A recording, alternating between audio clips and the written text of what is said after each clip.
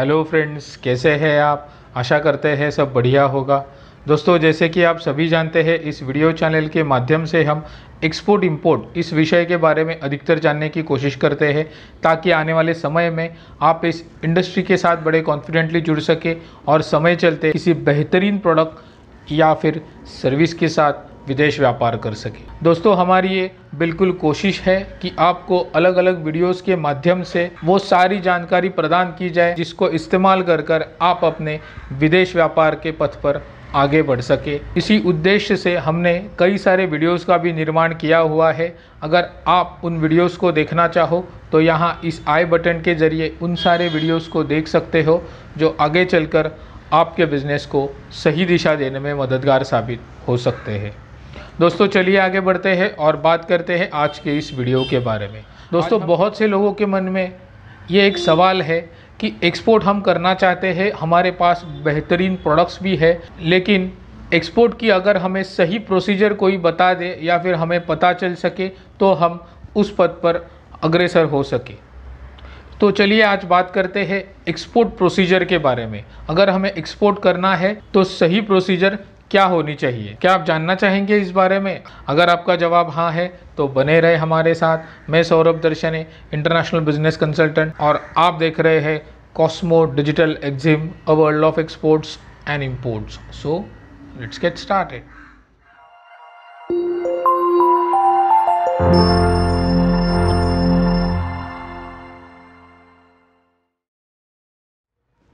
दोस्तों, विदेश व्यापार की अगर हम बात करें, अगर हम एक्सपोर्ट करना चाहे या फिर भारत के बाहर कोई भी वस्तु अगर सेल करना चाहे तो फंडामेंटली तरीके एक ही जैसे है। चाहे आपके प्रोडक्ट किसी भी इंडस्ट्री से जुड़े हुए हो, चाहे वो इंजीनियरिंग से हो, चाहे फूड इंडस्ट्री से हो, चाहे एग्रीकल्चरल हो, चाहे हैंडीक्राफ्ट हो, या फिर चाहे केमिकल या फिर किसी भी इंडस्ट्री से जुड़ा हुआ आपका प्रोडक्ट हो सकता है।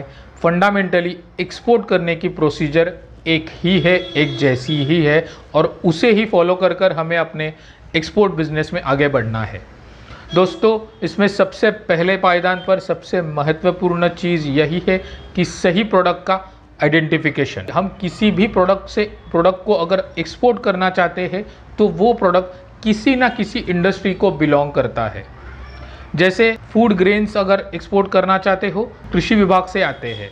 जैसे आप कोई औषधि अगर आप एक्सपोर्ट करना चाहते हो तो वो फार्मा इंडस्ट्रीज से जुड़ी हुई है। जैसे अगर आप कोई इलायची या फिर कार्डमम इस तरह की कोई मसालों के उत्पादन निर्यात करना चाहते हो तो वो स्पाइसेस इस इंडस्ट्री को बिलोंग करता है, जो आगे चलकर कृषि विभाग से आती है। कहने का मतलब यही है कि आपको यह पहले सुनिश्चित करना होगा, ये आइडेंटिफाई करना होगा कि मैं किस प्रोडक्ट नीश में काम करने जा रहा हूँ, सही प्रोडक्ट मेरे लिए कौन सा है। आज अगर एक्सपोर्ट के बारे में अगर हम सोचें तो हर किसी प्रोडक्ट में आज बेहतरीन अपॉर्चुनिटीज़ अवेलेबल है। उनमें से मेरे अपने लिए, मुझे एक्सपोर्ट के लिए किस प्रोडक्ट में जाना चाहिए, ये हर एक का अपना नज़रिया अपनी सहूलियत के हिसाब से होता है। सबसे पहले सही प्रोडक्ट का चयन करना अनिवार्य है। इसके बाद अगले पायदान पर हम जाते हैं सही मार्केट का आइडेंटिफिकेशन।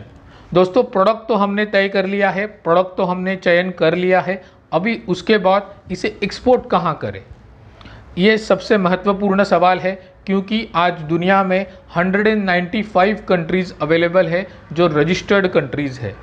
इसका कहने का मतलब यही है कि भारत के बाहर 195 ऐसे देश हैं जिन्हें हम अपने प्रोडक्ट के ज़रिए एक्सपोर्ट कर सकते हैं, केटर कर सकते हैं। उनमें से मेरे अपने प्रोडक्ट को, मेरे अपने चुने हुए प्रोडक्ट के लिए सही देश कौन सा है, उस देश में मेरे पर्टिकुलर प्रोडक्ट के लिए बहुत ज़्यादा डिमांड है, या फिर आने वाले समय में उस पर्टिकुलर प्रोडक्ट के लिए डिमांड बढ़ने की आशंका है, या फिर उस देश में ऐसी परिस्थितियां बनी हुई है जिन्हें मेरे प्रोडक्ट के ज़रिए बेहतरीन तरीके से केटर किया जा सकता है।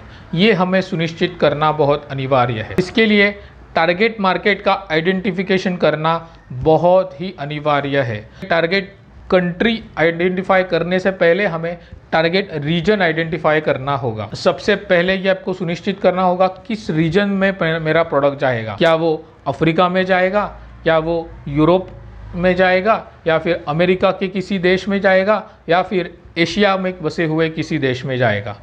उसके बाद रीजन आइडेंटिफाई करने के बाद ही हमें टारगेट कंट्री का सिलेक्शन करना होगा। दोस्तों, एक बार टारगेट रीजन और टारगेट कंट्री आइडेंटिफाई होने के बाद हमें अगले पायदान पर यह सुनिश्चित करना होगा कि मेरे उस प्रोडक्ट की जिसे मैंने चुना हुआ है, उस प्रोडक्ट की उस पर्टिकुलर देश में अडेप्टेबिलिटी कैसी है।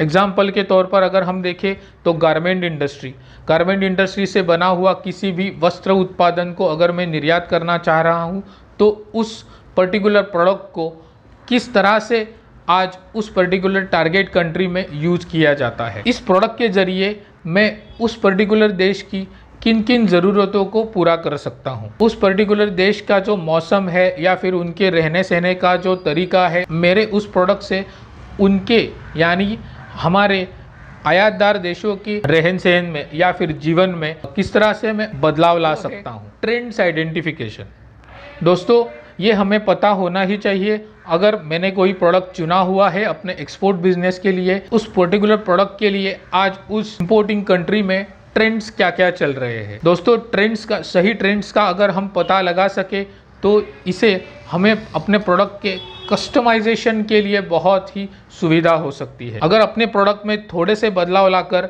मैं इस लायक बना सकूं जो उस पर्टिकुलर देश में काम आ सके, तो फिर हमें उस कंट्री से लगातार डिमांड आने की संभावना बढ़ती है। इसके लिए हमारे प्रोडक्ट का जो अध्ययन हमारे लिए बहुत ही ज़रूरी है। इसके साथ साथ ही उस देश के बारे में, वहाँ में बस रहे लोगों के बारे में भी सोचना या फिर उनका अध्ययन करना बहुत ज़रूरी है। उनकी ज़रूरत और हमारे प्रोडक्ट ये सिंक होना बहुत ज़रूरी है। ये जितने अच्छे से सिंक होंगे उतने अच्छे लेवल पे हम डिमांड हासिल कर सकते हैं और उसकी आपूर्ति बहुत ही बढ़िया तरीके से कर सकते हैं। अगर आप मैन्युफैक्चरर है तो आप अपने प्रोडक्ट में खुद ही बदलाव ला सकते हैं अपने कस्टमर्स की ज़रूरतों के अनुसार। अगर आप मर्चेंट एक्सपोर्टर है, अगर आप ट्रेडर है, तो आप ऐसे ही मैन्युफैक्चरर्स को चुन सकते हैं जो अपने ग्राहक देश की ज़रूरतों के अनुसार आपको प्रोडक्ट बनाकर दे सके, उत्पादित कर दे सके, जिससे आप अपने कस्टमर्स की नीड्स को फुलफ़िल कर सको। दोस्तों, ये बुनियादी चीज़ें हैं और एक्सपोर्ट प्रोसीजर में इस तरह की चीज़ों का अध्ययन करना बहुत ही अनिवार्य है। आपके मन में ये सवाल ज़रूर आया होगा कि बिल्कुल हमें ट्रेंड्स आइडेंटिफाई तो करने हैं, लेकिन हम कहाँ अप्रोच करें अगर हमें आइडेंटिफाई करने हैं तो। दोस्तों, भारत में हर एक प्रोडक्ट के लिए एक्सपोर्ट प्रमोशन काउंसिल का निर्माण किया गया है। इसी के लिए बनाए गए हैं ताकि अलग अलग प्रोडक्ट्स के बारे में या फिर उसके एक्सपोर्ट प्रमोशन के लिए भारत सरकार की हम सहायता ले सके, जहां से हमें बुनियादी वो सारी इन्फॉर्मेशन मिल जाएगी वो उस प्रोडक्ट के लिए हमें एक्सपोर्ट करने में काम आती। उसी तरह से हर एक देश में आज इंपोर्ट रेगुलेटरी अथॉरिटी है जो वहाँ के देशों में जो चीज़ें आयात होती है इस बारे में अध्ययन करते हैं और सही जानकारी उन पर्टिकुलर प्रोडक्ट्स के निर्यातदारों तक पहुँचाने का काम करती है। तो आपको बीइंग एन एक्सपोर्टर उन इंपोर्ट रेगुलेटरी अथॉरिटीज़ को संपर्क करना अनिवार्य होगा, जो आपको उस पर्टिकुलर प्रोडक्ट के बारे में या फिर अभी फ़िलहाल जो ट्रेंड्स चल रहे हैं उसके बारे में सही इन्फॉर्मेशन दे सके। इससे ये होगा कि आपको आपके प्रोडक्ट के बारे में पूरी जानकारी हो जाएगी, उस देश के बारे में पूरी जानकारी हो जाएगी और उस प्रोडक्ट के लिहाज से कौन से ट्रेंड प्रचलित है इस बारे में भी बुनियादी सारी जानकारी हो जाएगी। दोस्तों, उसके बाद हमें अपने प्रोडक्ट की कॉस्टिंग पर थोड़ी सी नज़र डालनी है और कॉस्टिंग सही रीजनेबल प्राइसिंग के ऊपर भी थोड़ा सा ध्यान देना, उसके बारे में अध्ययन करना बहुत ही ज़रूरी है। प्रोडक्ट कॉस्टिंग बिल्कुल महत्वपूर्ण पड़ाव है अगर हम किसी भी प्रोडक्ट में एक्सपोर्ट करने जा रहे हैं और उस पर्टिकुलर देश में इस पर्टिकुलर प्रोडक्ट की क्या कीमत होगी ये हमें थोड़ा सा अंदाज़ा होना चाहिए।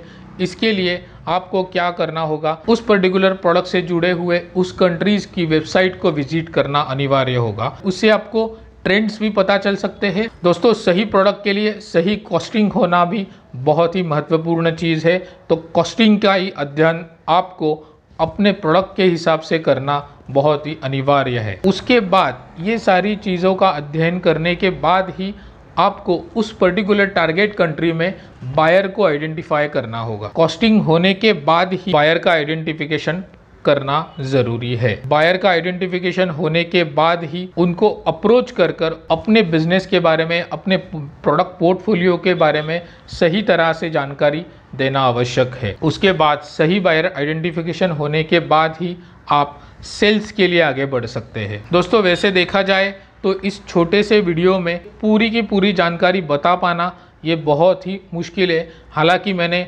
बिल्कुल शॉर्ट में आपको बताने की पूरी तरह से कोशिश की है, लेकिन of course it's a long routine process. इसको आपको सीखना होगा और सीख के इसको इम्प्लीमेंट करना भी उतना ही ज़रूरी है। इट टेक्स टाइम, इसमें थोड़ा वक्त भी लग सकता है। दोस्तों, ये एक्सपोर्ट बिजनेस है, अपने प्रोडक्ट के ज़रिए उस पर्टिकुलर देश को केटर करने की कोशिश कर रहे हैं। इसी के लिए इसमें सीखना बहुत ही अनिवार्य है। जितना अच्छे तरीके से हम सीखेंगे, हम बुनियादी सारी फंडामेंटल्स को जानने की कोशिश करेंगे, उससे ही हमें अपने सही प्रोडक्ट को सही टारगेट ऑडियंस तक, सही टारगेट कंट्री और सही टारगेट कस्टमर तक पहुंचाने में मदद हो सकती है। और इससे हमारे देश का नाम भी उस पर्टिकुलर देश में अच्छा हो सकता है और आपका बीइंग एन एक्सपोर्टर भी नाम उनके कड़ी में शामिल हो सकता है। इसी तरह से हमें अपने बिजनेस में आगे बढ़ना है। दोस्तों, फंडामेंटल्स अगर हम सही तरीके से सीखेंगे तो हम अपने एक्सपोर्ट इंपोर्ट बिजनेस में सही तरीके से आगे बढ़ सकते हैं, क्योंकि सीखना इसमें बहुत ही ज़रूरी चीज़ है। दोस्तों, हम प्रोफेशनल एक्सपोर्ट इंपोर्ट कंसल्टेंट हैं और हम ये चाहते हैं कि आप अच्छे तरीके से अपने बिजनेस को सीख कर अपनी सफलता के पथ पर आगे बढ़ सके। इसी उद्देश्य से हमने कई सारे बुक्स का भी निर्माण किया हुआ है, जो आपको अपने बिजनेस के लिए सही दिशा देने में मददगार साबित हो सकते हैं। इसके बाद भी आपके मन में अगर हमारे लिए कोई सवाल है तो आप अपने कमेंट के ज़रिए हमें लिखकर भेज सकते हैं, या फिर अगर आप हमसे संपर्क करना चाहते हैं तो हमारे सारे कॉन्टैक्ट डिटेल्स इस वीडियो के डिस्क्रिप्शन में मौजूद है। अगर आप बुक्स भी डाउनलोड करना चाहते हो तो बुक्स की भी लिंक इस वीडियो के डिस्क्रिप्शन में आपको मिल जाएगी। दोस्तों, इस वीडियो में बस इतना ही। मिलते हैं अपने अगले वीडियो में एक्सपोर्ट इंपोर्ट से जुड़ी ऐसी ही किसी महत्वपूर्ण जानकारी के साथ। और आखिर में मैं इतना ही कहना चाहूँगा कि let's export and conquer the world, stay connected. Thank you.